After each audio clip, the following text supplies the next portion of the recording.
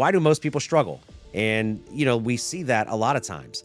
I've studied hundreds of entrepreneurs. I've watched people build empires from absolutely nothing, but I've also seen people stay stuck in a rut for years, even when they're working hard. Here's what I found from studying all those entrepreneurs. People who struggle, people who always stay in one lane are the ones that struggle. They find a safe zone, a skill, a system, a job, and they get comfortable. They live in that space, even if that space is making them absolutely miserable. They confuse movement with progress. Think about this for 1 second. They'll grind at a job they hate, thinking that the paycheck will one day lead to freedom. They'll read a few books. Maybe they'll take a few courses, but never actually do the hard inner work. They're addicted to comfort, disguised as effort.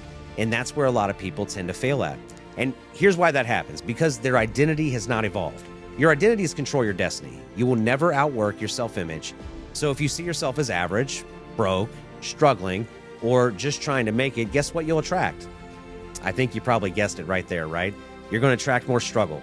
You're going to attract more resistance, more almost made it type of moments that you experience in your life. But why is that? Because the mind will always find a way to reinforce your identity. That's why people stay in one lane. That's why they repeat patterns over and over and over that simply just don't work.